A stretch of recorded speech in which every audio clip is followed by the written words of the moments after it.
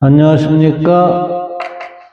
통합사회 윤리단원 2단원 학습을 하기 위해서 오늘부터 동영상을 찍도록 하겠습니다.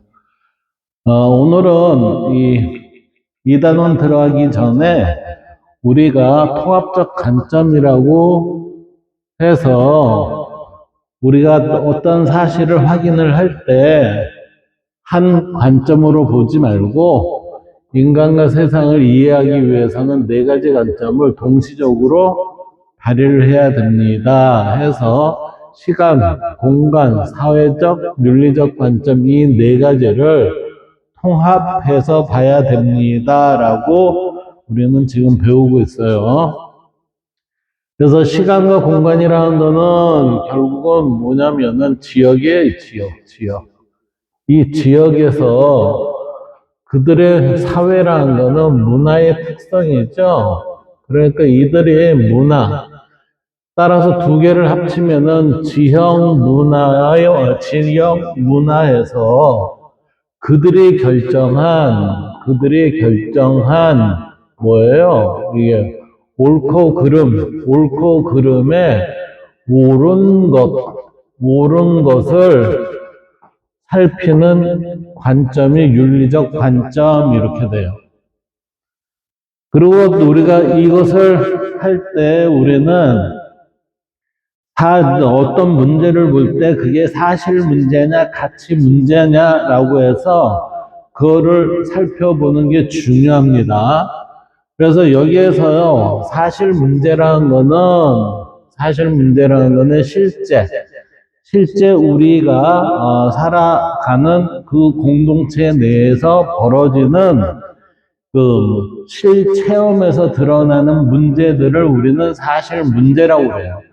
그래서 그 사실 문제를 교과서에 보면 대한민국 헌법이 제정 이후 9차에 걸쳐 개정이 되었대요. 그래서 그 실제 존재하는 대상이나 현상에 대하여 경험적으로 검증이 가능한 명제, 즉 뭐예요? 검증이 가능한 명제를 지금 이것처럼 대한민국 헌법은 어떻게 돼요? 9차에 걸쳐서 개정됐습니다라는 이러한 형태의 모습을 우리는 사실 문제 이런 거예요. 이것을 가치 문제와 구분하여 사실 문제라고 합니다. 따라서 사실 문제는 검증 결과를 다른 사람이 확인하여 객관화가 가능합니다. 이렇게 돼요. 그러니까 사실 문제라는 거는 누구에게나 얘기를 하면, 표현을 하면, 전달을 하면 그것이 그렇구나 이게 수긍이 된다는 얘기예요. 근데 가치 문제는 좀 틀려요. 우리가 도덕적 가치 그랬어요. 도덕적 가치라는 거는 성실, 배려, 정의, 책임. 이거는 우리가 실제적으로 이게 실제 사실 문제에서 드러나는 그 것으로 이것을 확인이 가능한가요? 이게 확인이 불가해요, 이게. 이거는 성실과 배려와 정의와 책임이라는 거는 우리가 보이지 않는 형태에 있어서의 나의 판단이에요.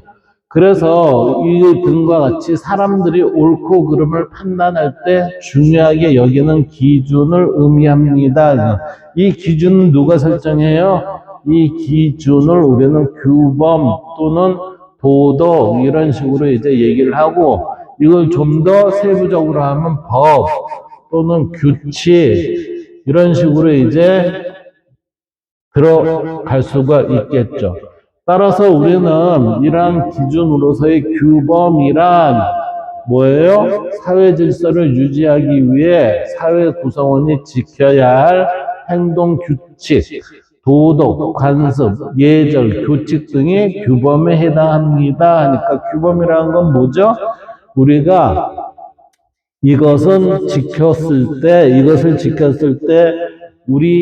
나와 타자와의 관계에 있어서의 문제가 발생이 안 됩니다라는 그러한 약속이에요, 약속. 예.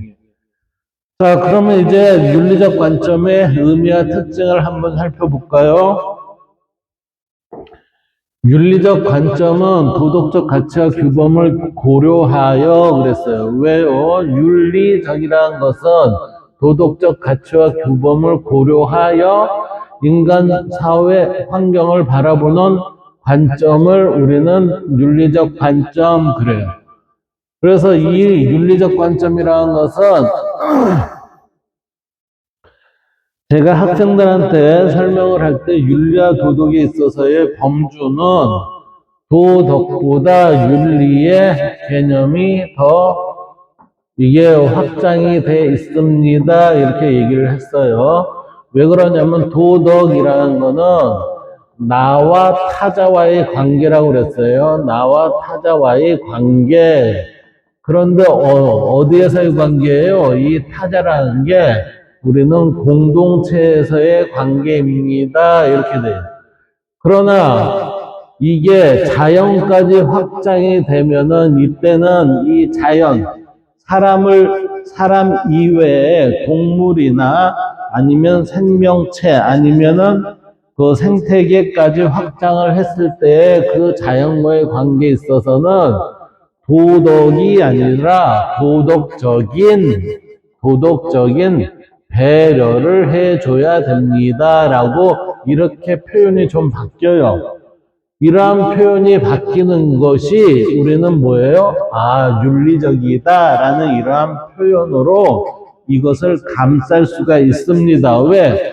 도덕보다는 윤리라는 이 개념이 보다 확장의 개념을 가지고 있기 때문에 그렇습니다.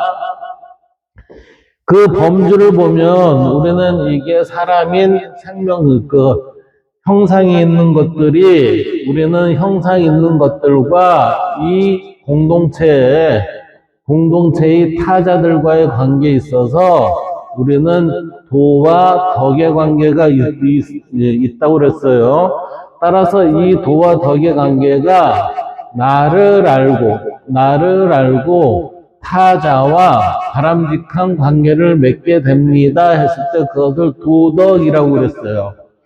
이 도덕이라는 것이 좀 더 확장이 되면은 우리는 절대자인 신 또는 유교에서의 천, 도가에서의 도, 이 모든 것을 진리라고 하는데 이 진리의 개념에 확장이 돼 있을 때 이게 발음의 모습을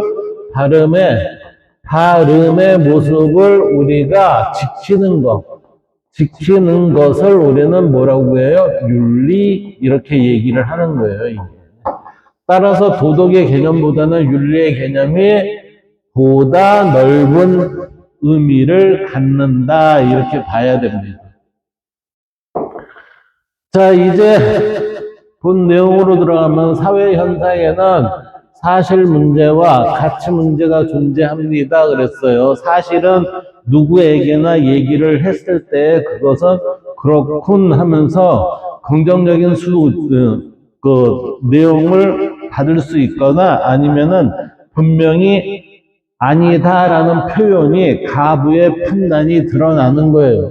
그러나 가치 문제는 뭐라고 그랬어요? 이것은 우리의 일종의 규약 또는 약속처럼 되어 있기 때문에 우리는 이 가치 문제가 개인에 따라서, 사회에 따라서, 국가에 따라서, 어느 영역에 따라서 얘는 다르게 나타날 수가 있어요. 다르게. 예. 고대 그리스에 있어서 그때의 올바름이 지금 우리 시대에 있어서의 올바름이냐, 아니면 아프리카에서의 올바름과 동일하냐, 이거는 올바름에 대한 그들 문화의 특성에 따라서 다르게 나타날 수가 있기 때문에 다툼의 여지가 있다. 그렇기 때문에 그것을 우리는 가치 문제 이렇게 합니다. 그래서 가치 문제는 옳고 그름, 좋고 나쁨에 대한 사회 구성원의 가치가 반영되어 있습니다. 그러니까 사회 구성원의 가치가 반영됐다는 것은 우리는 이거 A라는 것을 뭐뭐라 합니다. 그렇기 때문에 이게 뭐뭐라고 되어 있을 때 그 부분을 우리는 그것의 개념으로서 정의가 됩니다라고 우리의 일종의 약속이에요. 약속. 이러한 것이 됐을 때 구성 반영이 되어 있다. 그래서 그 반영이 가장 잘 되어 있는 사례가 뭐냐면 법이에요, 법. 법은 본래 도덕으로 이게 자율적인 거라고 그랬죠? 자율적이고 이게 자율적인 게 모든 사람들이 잘 지키면 상관이 없었는데 잘 지키지 않는 자들이 나타나니까 야, 도덕의 일부만이라도 좀 정확하게 우리는 지키도록 강제를 좀 하자라고 하는 게 법입니다. 법. 그래서 이 법을 반영되어 있다 이런 식으로 표현이 될 수가 있죠. 그래서 도덕적 가치와 규범은 마땅히 해야 할 일과 해서 안 되는 일이 무엇이며 이때 마땅히 해야 한다는 것은 나와 타자 간에 있어서의 갈등이 없는 것들은 해야 하지만 갈등이 있는 것들은 해서는 안 되는 일이 되는 겁니다. 그래서 도덕적으로 더 바람직한 것이 무엇인지, 그러니까 도덕적으로 더 바람직한 것, 이것은 뭐죠? 우리가 마땅히 해야 할 일, 이게 이렇게 되는 거예요. 그래서 이 무엇인지 판단한 기준입니다. 이렇게 볼 수 있는 거예요. 인간 존엄성, 평화와 같은 보편적 가치, 인간 내면에 있는 고유한 양심은 보편적 가치는 누구나 인정을 한다 이 얘기죠. 그리고 인간 내면에 있는 고유한 양심은 누구라도 자기가 하고 있는 행위가 말과 행동에 있어서의 잘못이 되면은 갈등이 일어나죠. 그러니까 고유한 양심은 나로 하여금 갈등이 없게끔 하는 그러한 것들은 보편적인 규범의 역할을 합니다. 이렇게 되는 거예요. 따라서 개인의 삶의 방향성을 정하고 더 나은 사회를 만들기 위해는 윤리적 관점을 고려하는 것은 무척 중요하다는 거죠. 여기에서 윤리적 관점이라는 게 지켜지는 공동체, 사회, 자연 생태계는 뭐죠? 상호 배려와 이익을 공유하는 그러한 곳이 되는 겁니다. 여기서 이제 윤리적 관점에서는 더 행복하고 바람직한 삶을 위해 어떤 가치나 태도를 추구해야 할지, 다양한 가치 중에서 더 우선한 가치는 무엇이고 가치 갈등을 어떻게 해결해야 할지에 대해 탐구합니다. 자, 우리는 윤리적 문제가 발생이 됐습니다. 도덕적 문제가 발생이 됐습니다. 했다는 얘기는 뭐죠? 윤리에 어긋납니다. 도덕에 어긋납니다. 이렇게 되는 거예요. 그 얘기는 우리는 윤리를 지키고 도덕을 지키는 그 사회라면은 우리는 갈등이 없고 조화롭게 서로가 잘 살아가는 생활의 공간에 있다는 얘기죠. 그러나 그렇지 않고서 우리에 있어서의 사회 문제에서 이 문제라는 용어가 들어갔다면 이 문제는 모두 뭐죠? 모두가 이게 도덕과 윤리에 문제가 발생이 됐다는 거예요. 윤리나 도덕으로 여기에 문제가 발생이 돼 있습니다. 이 문제가 발생이 됐다는 것은 갈등을 드러냈습니다. 이렇게 되는 거죠. 그러면 이 갈등 문제를 해결하려면 어떻게 돼야 돼요? 이 문제는 다시 뭐로? 윤리와 도덕을 회복해야 됩니다. 그랬을 때 비로소 정상적인 공동체가 이루어집니다. 이렇게 되겠죠.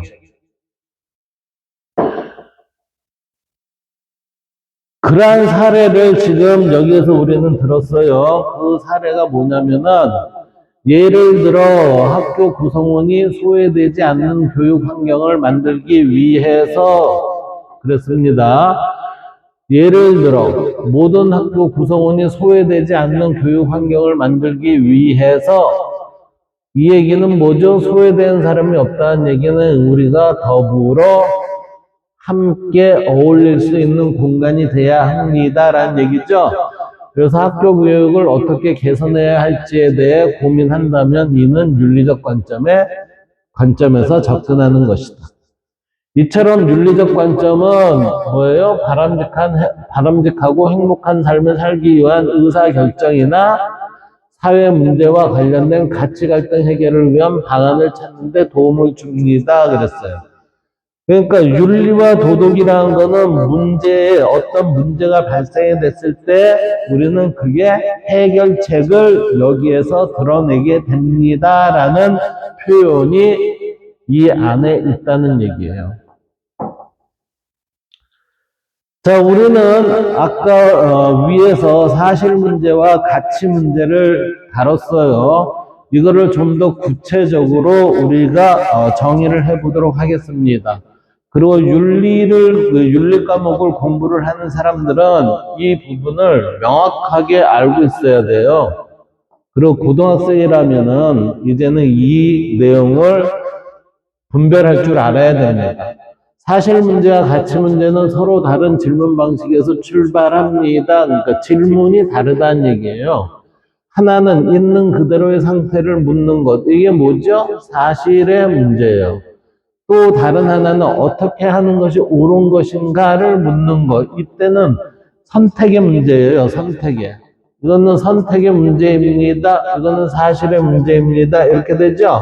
선택의 문제는 뭐예요? 가치로 얘기할 수 있습니다. 이렇게 돼요. 그래서 사실 문제의 사례는 뭐냐면 객관적 증거에 의해 해결될 가능성이 높기 때문에 논쟁이 비교적 제한적이에요.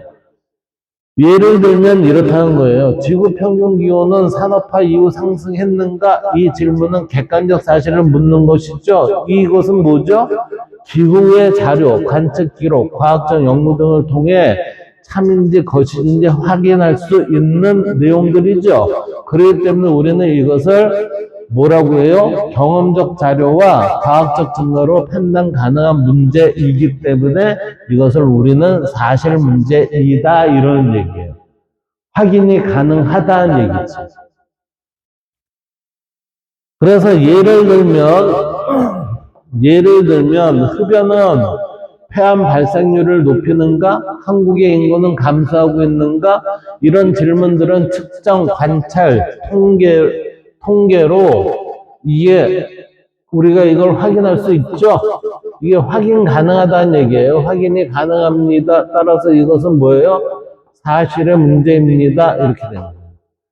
그러면 가치 문제는 뭐냐면은 옳고 그름에 대한 판단, 즉 선택이 사람마다 다르기 때문에 또는 문화마다 어떤 문화의 특성 또는 지역에 따라 문화가 형성된 곳이나 지역에 따라 다르기 때문에 논쟁이 자주 발생됩니다. 대한민국에서는 이게 옳은 것인데 저기 아프리카 가니까 거기에는 옳은 행위가 아니에요. 그러면 이게 뭐죠? 논쟁이 발생이 되잖아요. 왜요? 지역에 따라 또는 문화의 특성에 따라서 우리의 옳고 그름의 문제를 달리 볼 수 있기 때문에 그런 겁니다. 이제 가치 문제의 사례를 볼까요? 지구 온난화를 막기 위해 경제 성장을 제한하는 것이 옳은가 그랬어요. 그러면 이 질문은 단순히 사실을 묻는 것이 아니라 무엇이 바람직한가를 묻는 것입니다. 여기에는 무엇이 바람직한가, 지구 온난화를 막기 위해 경제 성장을 제한하는 것이 옳은가? 경제 성장을 제한하다면은 우리가 우리의 삶에 있어서의 온난화를 막는 일부의 원인은 될지 몰라도 이것이 과연 우리의 삶에 있어서의 바람직한 행위였던가를 한번 살펴보라는 거죠. 그러한 살펴보면 윤리, 가치관, 사회적 판단이 개입이 돼서 이것을 분별을 하게 되기 때문에 이러한 부분에 있어서는 뭐라고 해요? 가치 문제 이렇게 얘기하는 거예요. 그러한 예를 보면 동물을 실험에 사용하는 것은 도덕적으로 정당한가? 동물을 실험에 사용을 해요. 왜요? 사람한테 직접적으로 실험을 못하니 사람 대신에 동물을 이용하는 거죠. 이게 도덕적으로 정당을 한가요? 근데 데카르트, 토마스 아퀴나스, 칸트의 경우에 있어서는 동물을 사람과 같은 존재로 안 보기 때문에 어느 정도는 가능하다 이렇게 보기도 하고, 데카르트는 동물들은 뭐예요? 기계와 같습니다 이렇게 보잖아요. 그러니까 그러한 것들에는 도덕적으로 정당한가 도덕의 개념이 들어갈 수가 없죠. 그렇기 때문에 이러한 부분은 사실의 문제가 아니다 얘기가 되는 거예요. 또 부유한 사람이 더 많은 세금을 내는 것이 정의로운가? 부유한 사람이 어떻게 부유한 거예요? 부유에 대한 이 과정도 있을 거고, 과정 속에서 낸 세금도 있을 거고, 그 다음에 지금 보유한 형태에 있어서의 보유세도 내야 되는 것도 있고, 이렇게 쭉 되죠? 그러면 이 사람이 여기에 대한 사회에, 부유한 사람은 공동체에서 어떤 역할을 하고, 어떻게 그 자기가 부유함을 가지게 없는가를 살펴보는 그러한 내용도 있고, 그 내용의 결과에 따라서 세금을 더 많이 내게 하는 것은 정의로운가? 이렇게 되는 거죠. 유럽에서는 자동차 과속을 하면 어떤 국가에서는 과속을 하면 이 과속에 대한 벌금이 어떠한 결론을 내냐면은 자신의 재산에 0.0001%를 내도록 합니다. 이렇게 돼요. 그럼 만약에 이 사람이 1000억의 재산을 가지고 있어요. 일십, 백, 천만, 10만, 100만, 1000만, 억, 10억, 100억, 1000억. 그럼 여기에서의 이게 그 공을 3개를 없애버리면은 0.1이 되죠. 그럼 그 공을 4개를 없애니까 이렇게 되면 이게 뭐예요? 이게 벌금이 되겠죠. 이게 벌금의 금액이 얼마예요? 일십, 백, 천만, 10만, 100만, 1000만 원. 과속 한 번 하면 1000만 원을 내세요. 이렇게 하는 나라도 있더라고요. 근데 우리는 과속을 하면은 재산이 많고 적고를 떠나서 모두 얼마요? 6만 원, 7만 원 이렇게 결정을 해갖고 모두 동일한 값을 매겨갖고 하잖아요. 과연 여기에서 두 번째의 질문은 뭐예요? 이게 옳습니까? 이게 옳습니까? 이렇게 하는 질문과 같은 거죠. 따라서 여기에서의 이런 질문들은 이 질문들, 동물을 시험에 사용하는 것은 도덕적으로 정당한가? 부유한 사람이 더 많은 세금을 내는 것이 정의로운가? 라는 선택의 문제가 있다는 것은 옳고 그름, 좋고 나쁨, 바람직함을 판단하는 문제가 되기 때문에 그것을 우리는 뭐라고 해요? 가치 문제입니다. 이렇게 되는 거예요. 자, 이를 내용을 요약해 보면 이렇게 볼 수 있어요.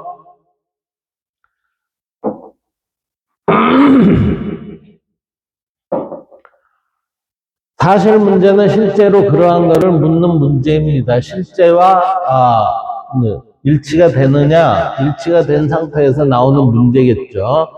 그래서 사례는 지구 평균 기온이 상승했는가, 상승했는지 안 했는지는 우리는 뭐죠? 자료를 통해서 확인할 수 있죠. 예.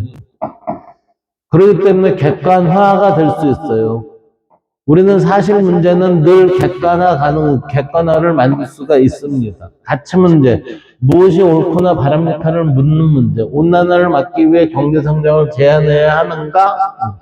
이거는 상황에 따라서 오케이, 아니야, 그럴 수도 있잖아요.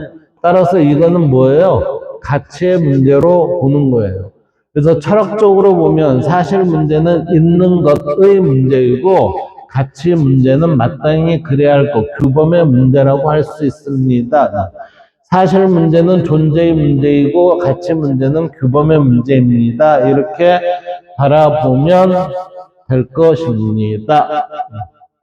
자, 이제 본격적으로 우리가 배우는 2단원으로 들어가 봅시다. 2단원의 제목은 인간, 사회, 환경과 행복이죠. 이것을 배우기 전에 우리는 여러분들은 선수학습으로 중학교 때 자신과의 관계, 민주주의와 시민, 세계화 시대와 시민이라는 이러한 부분에서 이게 중학교 때 배웠어요. 중학교 때. 예. 중학교 때 배우고 온 내용들인데 우리는 내가 있으면은 이 나는 뭐예요? 관계를 세 단계로 관계를 맺는다고 그랬어요.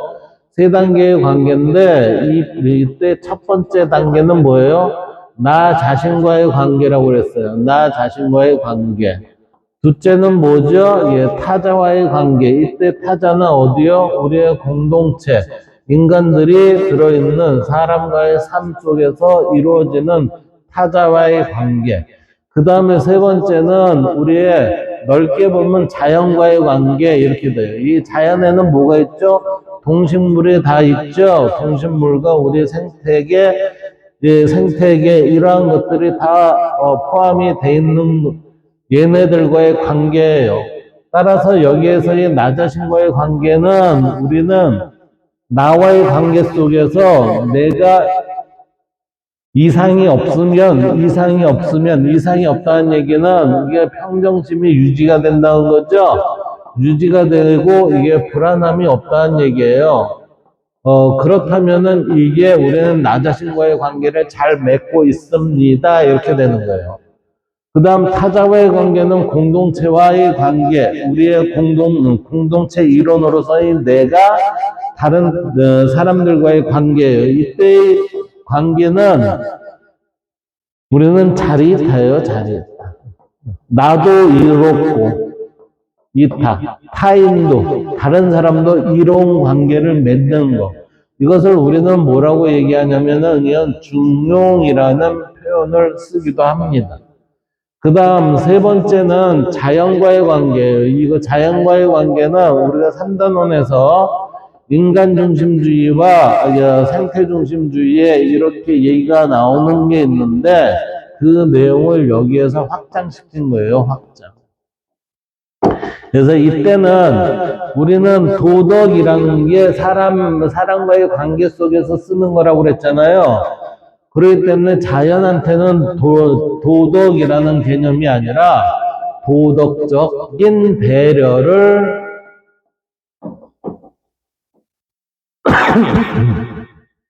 해줘야 됩니다라는 그러한 표현을 쓰고 있어요. 자, 이제 우리는 이 단원에서 나오는 부분을 한번 봅시다. 그리고 민주주의와 시민, 세계화 시대의 시민 그랬으니까 여기에서의 개념은 자신과 그 다음에 민주주의니까 공동체죠. 공동체에 확장이 됐어요. 확장이 돼서 결국은 어디로 세계화해갖고 지구촌으로 우리는 확장이 돼요. 이 지구촌으로 확장이 됐다는 얘기는 다문화 세상이 됐다는 얘기예요. 다문화 세상. 예. 그리고 시민이라는 용어는 시민은 우리는 국민, 시민 이러한 용어가 있는데 인민 이런 용어도 있어요. 예, 국민이라는 거는 대한민국이라면 대한민국의 국적을 가지고 있는 모든 이들을 우리는 국민 그래요. 시민은 뭐냐면은 투표권, 즉 참정권을 보유한 사람을 우리는 시민이라고 그래요. 그리고 고대 그리스 시대 때는 도시국가의 사람으로서 투표권, 참정권을 가지고 있는 사람을 시민이라고 하기도 하고 인민이라고 하기도 했어요. 왜? 그때는 우리는 이게 민주공화정이에요. 민주공화정. 그래서 이 공화주의에 있어서는 그 백성들을 뭐라고 했냐면 인민이라고 불렀어요. 인민이라고.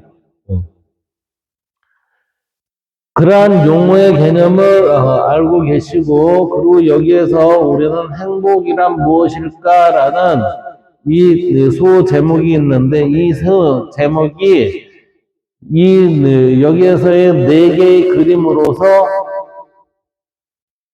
소소한 일상에서의 행복을 표현해주고 있어요. 지금 1번 학생과 여기 보면 1번 학생과 2번 학생, 3번 학생, 4번 학생이 있어요.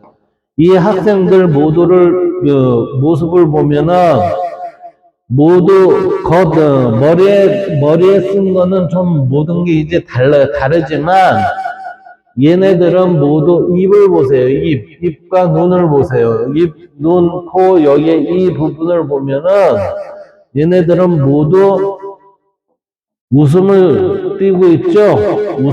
미소를 띠고 있어요. 근데 웃음이라는 건 내가 불편하면 웃음이 나오나요? 안 나와요. 얘네들이 지금 웃음을 띠고 있다는 얘기는 얘네들은 이 웃음의 의미가, 나 행복하구나 라는 행복함을 지금 드러내는 모습들입니다. 자, 그러면 행복이 무엇인가 라는 것을 한번 살펴봅시다. 여기에서의 이 그림을 통해서 행복이라는 것을 살펴보면 행복이란 내가 하고 싶은 것과 내가 하는 것이 일치하는 상태입니다. 내가 하고 싶은 것과 내가 하는 것이 일치하는 것입니다. 우리가 사람으로 태어나서 이러한 행복을 가지고 있다면, 겪을 수 있다면 이건 최고의 행복이에요. 최고의 행복. 이 최고의 행복을 우리는 아리스토텔레스는 지극한 복입니다. 지복이라고 얘기도 해요. 두 번째 행복은 더 이상 바랄 것 없이 없을 정도로 좋은 것이십니다. 그러니까 행복이란 뭐라고 그랬어요? 더 이상 바랄 것 없이 좋은 것, 그러면은 가장 좋은 거죠? 가장 좋은 것을 우리는 행복이라고 합니다. 이때 가장 좋은 것을 우리는 또 다른 표현으로 최고선 이렇게 표현하기도 합니다. 그 다음 세 번째 행복이란 편안하고 따뜻한 것이다. 그래서 목이 마른 사람에게 마실 물이 생기는 것, 억압받는 사람에게 자유를 누리는 것이 행복이 될 수 있습니다.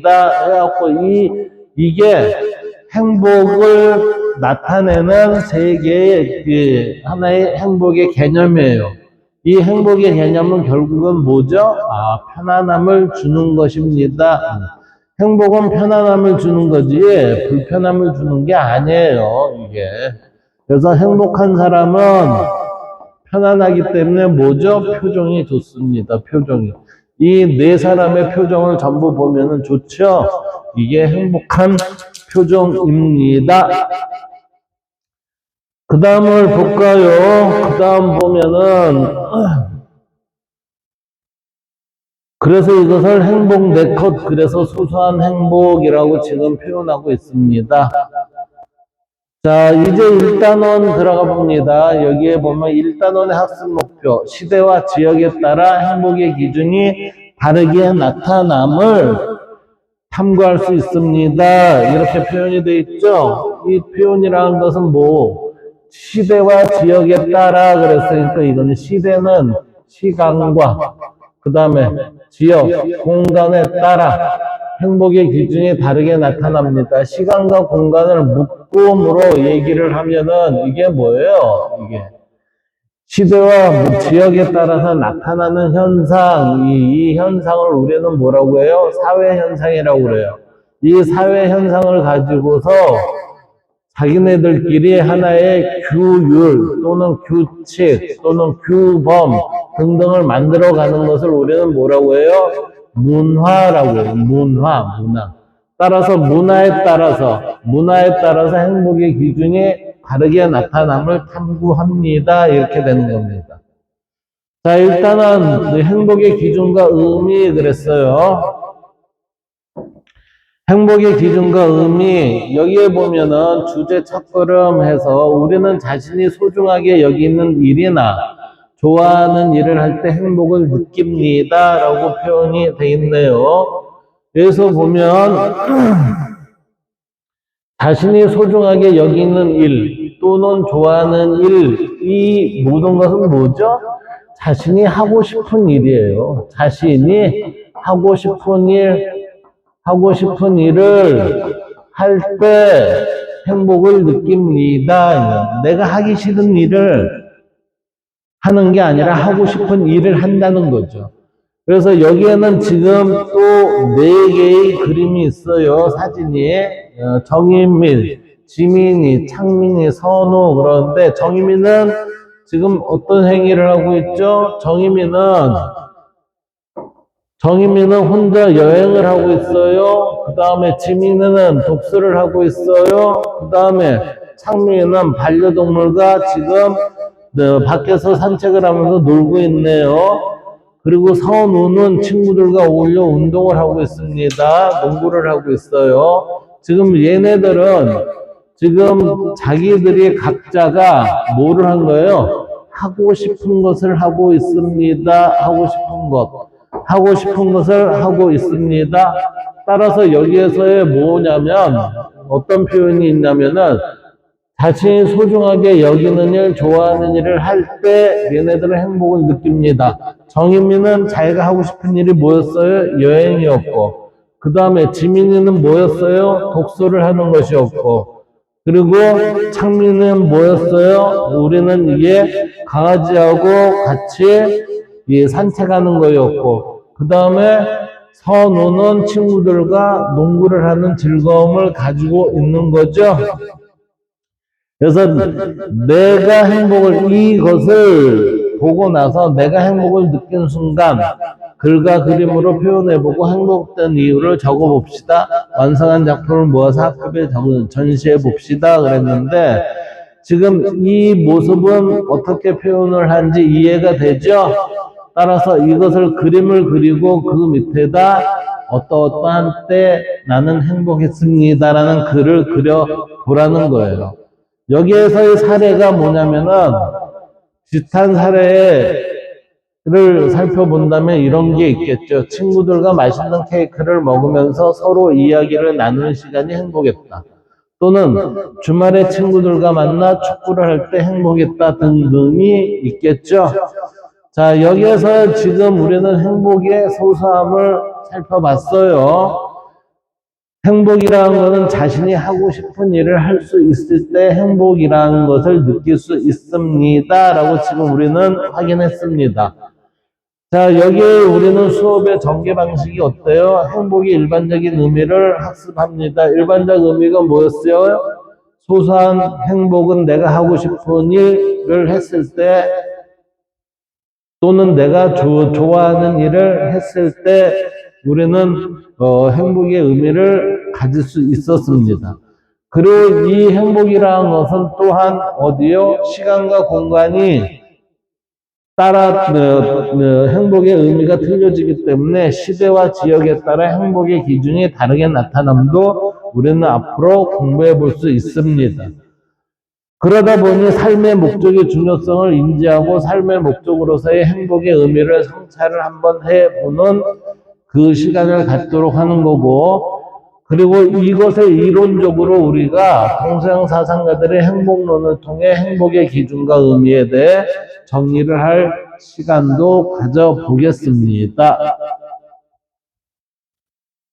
자, 그 다음 행복의 다양한 기준입니다. 행복의 다양한 기준은 첫째,